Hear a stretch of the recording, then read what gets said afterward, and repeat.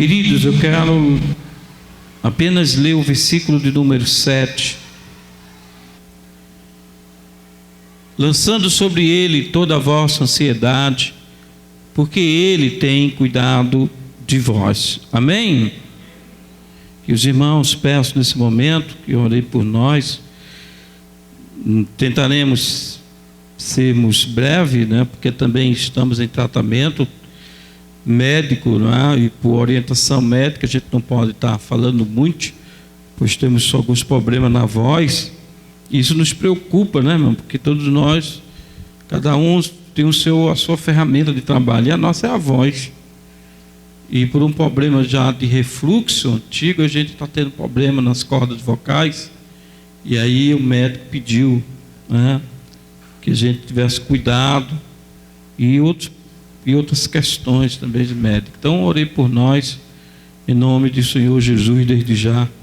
Eu vos peço, e em breve, quem sabe, estarei aqui, né, agradecendo a Deus pelo milagre. Amém? Queridos, eu quero apenas ficar com a palavra aqui desse versículo, que é a ansiedade. E a ansiedade, hoje, né, ela é considerada por muitos o mal do século. E todos nós, eu creio que já passou por isso. Ou tem alguém passando, né? Ansiedade. E a ansiedade, ela é vista num contexto popular, quando nós estamos em um momento ou passando por algum período, quando estamos sob pressão, ou apreensivos para com alguma coisa. E a ansiedade, ela tem um significado bem mais profundo do que a gente imagina, irmãos. Abrange muito mais do que a gente pensa. E os sintomas de ansiedade partem a partir de um momento que você tem uma preocupação, você tem uma tensão, um medo ou um pavor. É um sentimento ruim, um sentimento de forma excessiva. E diz um levantamento pela Organização Mundial de Saúde, revela dados alarmantes sobre a saúde psíquica dos brasileiros. O nosso país ocupa o 4º lugar no ranking dos países de pessoas mais ansiosas. 23% dos brasileiros, isso é uma pesquisa antiga já, mas 23% dos brasileiros, 23% já tiveram algum transtorno de ansiedade ao longo da sua vida. Os médicos cardiologistas recebem cada vez mais em seus consultórios, com mais frequências, paciente com transtornos de ansiedade e manifestando algum problema cardiológico. E nós, como cristãos, não estamos fora dessa lista. Estamos ansiosos, apreensivos. A Bíblia, mesmo já nos alertando sobre este mal, como a gente vê aqui, lançando sobre ele toda a vossa ansiedade, como o próprio Jesus já nos alertava, dizendo: não esteja ansioso por coisa alguma na vossa vida, pelo que haveis de comer, pelo que haveis de beber, nem ao vosso corpo que haveis de vestir. Não é a vida mais do que alimento e o corpo mais do que o vestuário? E aqui é interessante que essa palavra a gente sempre lê, a gente está sempre ouvindo, mas no momento, irmãos, vamos dizer, da realidade, da verdade, a gente esquece de tudo isso. A gente esquece o que Tiago diz: não sejam apenas ouvintes, sejam praticantes. E a gente entra num poço profundo de ansiedade. A gente vive passando mal, a gente vive fazendo muitas vezes, apressando até o sofrimento, pois a ansiedade é quando se mistura os problemas de ontem com os problemas de hoje, e os problemas de hoje são misturados com os problemas de amanhã, e a gente fica nesse constante e prolongado sofrimento de ansiedade, e isso pode trazer várias e várias doenças, como úlcera, doenças do coração, distúrbios orgânicos. Nós fazemos tempestade em copo d'água muito mais do que a gente pensa ou imagina. E Jesus já nos falava sobre esse risco quando ele fala sobre ansiedade, especialmente a ansiedade material, como comida, como bebida e como roupa. Todos nós estamos vivendo esses tempos de crise no nosso país. E quantos de nós já não ficamos aí apreensivos e ansiosos por causa disso? Ficamos até doentes. Mas o Jesus, ele sempre nos ensina, queridos. E a Bíblia, ela nos diz lá em Mateus 6, versículo 26, observai as aves do céu, elas não semeiam, elas não colhem, nem juntam em celeiros, contudo, o vosso Pai Celeste as sustenta. Porventura, não valeis vós muito mais do que as aves? E ele continua, qual de vós, por ansioso que você esteja, você pode acrescentar um côvado ao curso da sua vida? E por que andais ansiosos quanto ao vestuário? Considerai como crescem os lírios do campo. E eles não trabalham, eles nem fiam. Contudo, eu vos afirmo que nem Salomão, em toda a sua glória, se vestia como qualquer um deles. Ora, se Deus veste assim a erva do campo, que hoje existe e amanhã é lançada no forno, quanto mais a vós outros, homens de pequena fé. Nós não administramos o futuro, irmãos. Nosso futuro está nas mãos do Senhor, sim ou não? Mas a gente muitas vezes quer fazer isso. Não administramos o futuro e por isso a gente não deveria sofrer por coisa alguma que ainda virá a acontecer. E se ainda acontecer, a gente crê que há um propósito de Deus para esta causa em nossa vida. Eu costumo dizer que Deus tem um propósito para tudo em nossa vida. Deus não permite que nada nos aconteça se não for com um propósito para as nossas vidas. A Bíblia diz que tudo coopera para o bem daqueles que amam a Deus. Então Deus não vai permitir que nada te aconteça, querido, se não houver um propósito para isto acontecer. Mas nós nos desesperamos. E até muitas vezes questionamos, por que o Senhor está permitindo isso logo comigo? A gente não lembra do que Jesus nos ensinou, do que a Bíblia nos ensina. A ansiedade, ela é incoerente, pois muitas vezes a gente sofre hoje por algo que jamais vai acontecer. E se tivermos de enfrentar um problema, a ansiedade nos leva a sofrer duas vezes, pois sofremos antes, e quando o problema realmente chega, a gente sofre de novo, porque vai ter que encará-lo. A palavra pré-ocupação, uma ocupação pré, já resume tudo isso, se ocupa antes de algo acontecer. Quem nunca acendeu uma bomba e depois percebeu que ela nem ia explodir? Mas você ansioso, você foi lá e acendeu o estopim, depois você percebeu, não era nada daquilo que eu imaginava. Nada disso ia acontecer. Aí você cria outra ansiedade, porque agora você vai dizer, pronto, como é que eu vou resolver agora esse problema? Eu causei, não ia nada disso acontecer, eu acabei causando um novo problema, e agora a ansiedade para resolver este novo problema que você mesmo criou. Entramos em conflito. A ansiedade é inútil, pois nós não podemos acrescentar um côvado à nossa existência, por mais ansiosos que estejamos. Está provado, queridos, que 70% dos assuntos que nos deixam ansiosos nunca se concretizarão. Assim, a gente sofre inutilmente.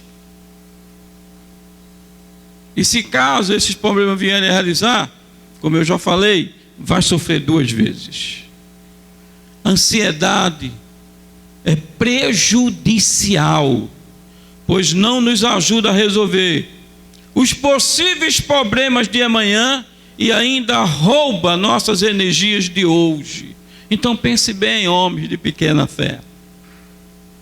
Jesus nos diz, portanto, não vos inquieteis, dizendo, que comeremos, que beberemos, ou com que nos vestiremos? Porque os gentios é que procuram todas essas coisas, pois o vosso Pai Celeste sabe que necessitais de todas elas. A ansiedade é sinônimo de incredulidade, pois são os gentios, queridos, que não conhecem a Deus, que se preocupam com o que vão comer ou com o que vão beber. Então buscai, pois, em primeiro lugar o reino de Deus e a sua justiça, e todas estas coisas, ou as demais coisas, vos serão acrescentadas. É interessante porque Jesus não diz buscai primeiro essa e depois aquela. Ele diz buscai primeiro o reino de Deus e a sua justiça, e as demais coisas vos serão acrescentadas. Eu digo, é como se viesse já no pacote, irmão. Você busca o reino, busca a justiça, e Deus já lhe entrega o pacote completo. Você não precisa procurar mais. Aleluias. Mas quantas vezes a gente pensa assim? A gente quer primeiro as coisas acrescentadas. E o reino e a justiça, se der tempo, a gente procura. Inversão de valores. E aí é como Tiago diz, vocês pedem e não recebem. Por quê? Porque vocês não sabem pedir. A prioridade é reino e justiça.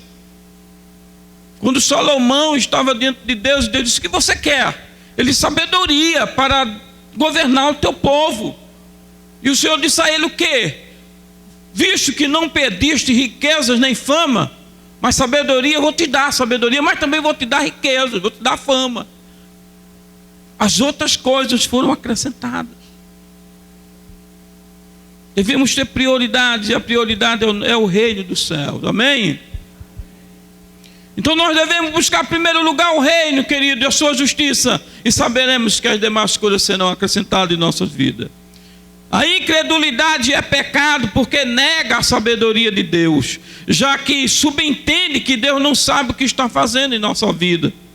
Ela nega o amor de Deus, pois supõe que Deus não se importa com o que estamos passando. E nega outro sim, o poder de Deus, pois presume que Deus não é suficientemente capaz de nos libertar de tudo que nos causa preocupação. Aleluia.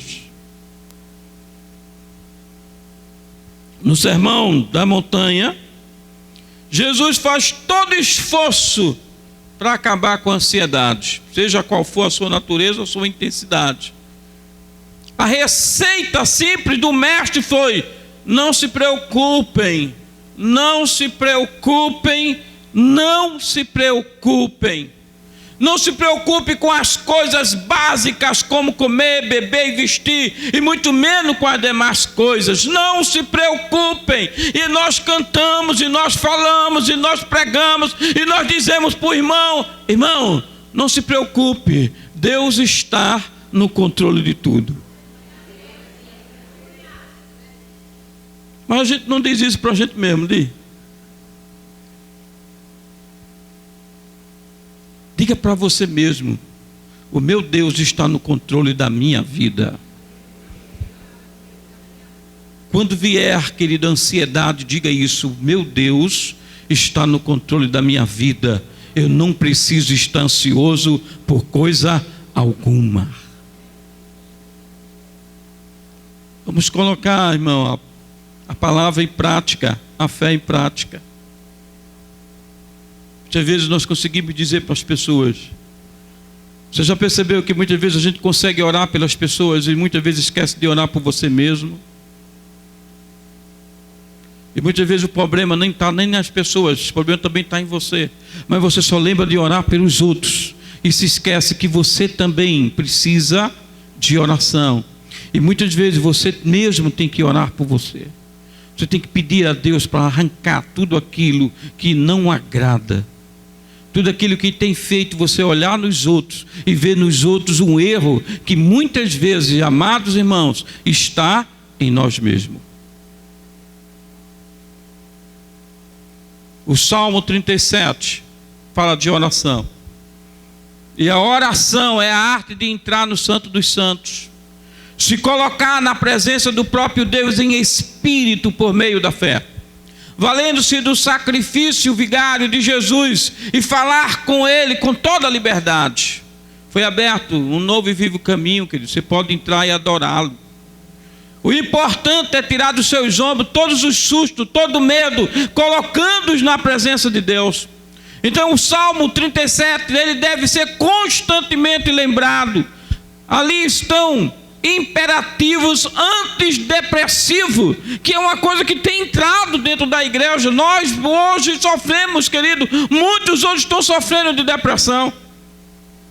Eu conheço pessoas depressivas, eu creio que os irmãos também conhecem alguém que está passando por isso, por depressão, e muitas vezes são irmãos nossos na fé. Alguns que até já tentaram tirar suas próprias vidas, ou já tiraram suas próprias vidas. Depressão. E a gente diz que depressão é doença da alma. Mas Jesus não é o doutor das nossas almas?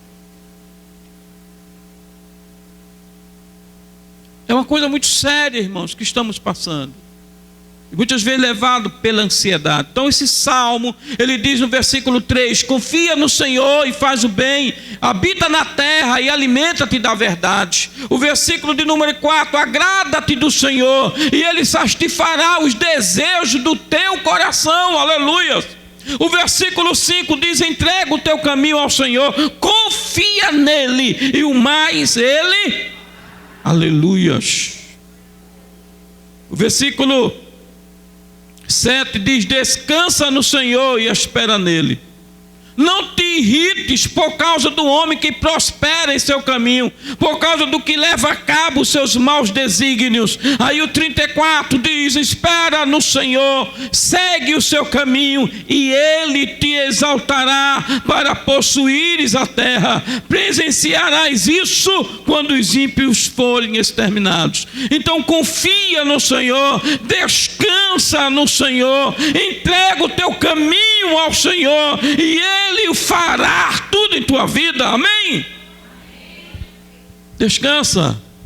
Parece a Kemily, né? O negócio é descansar, é confiar, pois o Senhor, querido, já preparou um sorriso para você.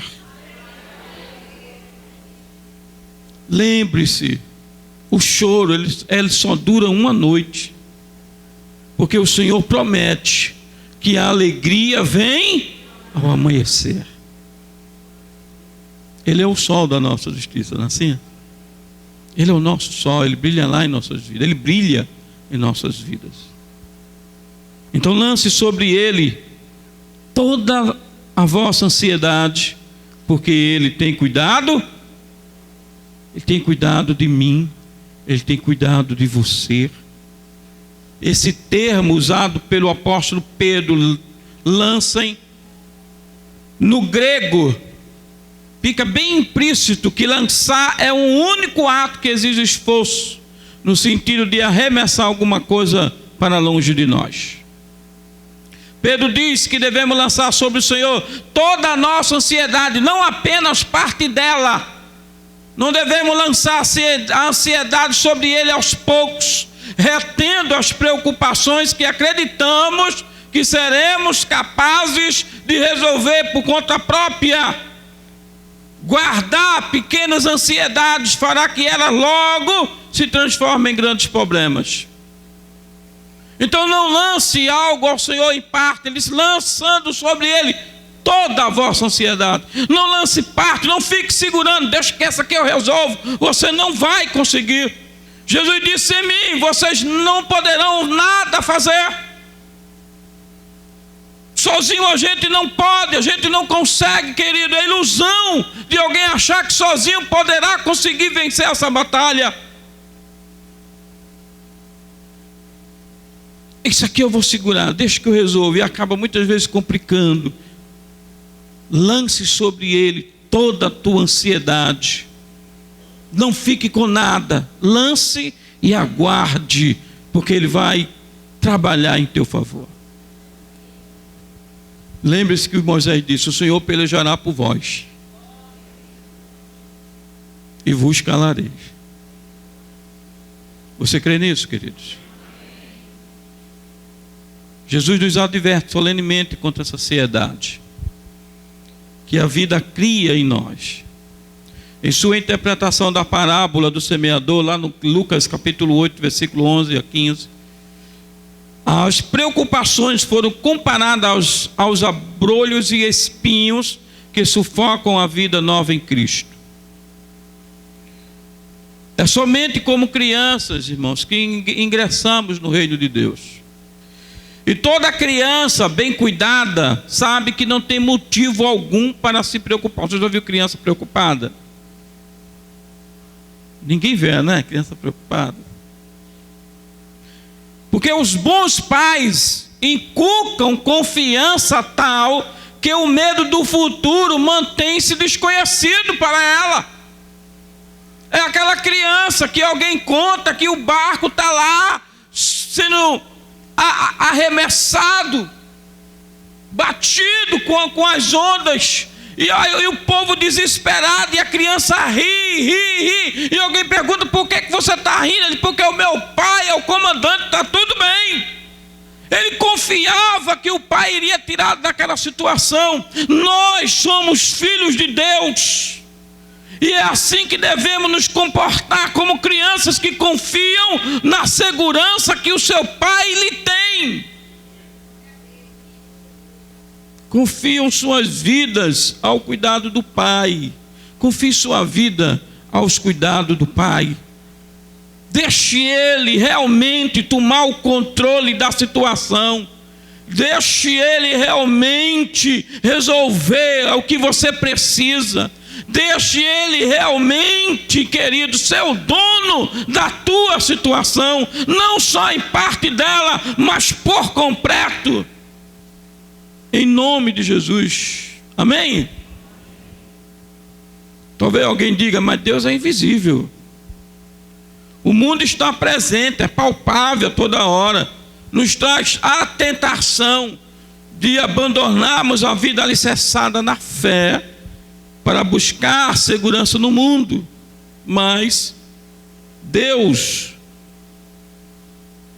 acalma os corações daquele que lhe pertencem. Deus acalma os nossos corações. Como Jesus, enquanto caminhava em cima das ondas do mar da Galileia, e os discípulos imaginavam que o desastre brevemente viria e os alcançaria, até que quando eles viram, atemorizados, e aí Jesus diz: sou eu, não temais. E eles então permitiram que ele entrassem no barco e seguiram viagem. Aleluias. Toda essa palavra ainda de Jesus ainda serve para nós nesse século, irmãos, que vê para todos nós que tem visto esse mundo como uma incontável hoste de ameaças. Então, se você pode crer na promessa de Jesus, que diz assim para nós: eis que eu estou convosco até o fim do século. Então, que possamos experimentar a paz que ultrapassa todo entendimento, como diz Filipenses capítulo 4, versículo 7. E a paz de Deus, que excede todo entendimento, guardará o vosso coração e a vossa mente em Cristo Jesus. Toda preocupação suscitada pelas condições do mundo é pecado. A ansiedade nos é proibida pelo mandamento inspirado lá em Filipenses 4, 6, que diz: não andeis ansioso de coisa alguma, em tudo, porém, sejam conhecidas diante de Deus as vossas petições, pela oração e pela súplica, com ações de graças. Aleluias. Lance sobre ele toda a vossa ansiedade, ele tem cuidado de você. Diz que George Miller, um alemão, cujo amor e compaixão pelas crianças abandonadas lá da Inglaterra o levaram a construir orfanatos naquele país. No ano de 1836, ele abriu um educandário para 26 crianças. 40 anos depois, seus orfanatos cuidavam de 2.000 crianças. George Miller vivia pela fé, pois nunca falou das necessidades materiais sentidas pelo orfanato, nem pediu dinheiro, mas somente orava, dependendo única e exclusivamente de Deus. Certa feita, as crianças perceberam que não existia nada para comer. Entretanto, todas sentaram à mesa enquanto George Miller agradeceu a Deus pela refeição que viria. Terminada a oração, a campainha tocou. Era um leiteiro oferecendo diversos litros de leite, porque o seu carro tinha quebrado ali perto e ele sabia que o leite iria azedar até ele terminar o conserto do carro. Após Miller receber o leiteiro e fechar a porta, a campainha toca novamente. Era um funcionário da padaria que agora levava diversos pães, pois o padeiro, percebendo que os fregueses não comprariam os pães porque estavam um pouco queimados, ofereceu ao orfanato. Mas ele já tinha agradecido pela comida que viria, pois ele disse: o início da ansiedade é o fim da fé, e o início da verdadeira fé é o fim da ansiedade. Você pode crer nisso, irmão? Amém? Então, nessa noite, leve com você essa palavra, porque eu estou levando comigo. A gente se preocupa muito, às vezes a gente passa a noite sem dormir ou sem conseguir dormir.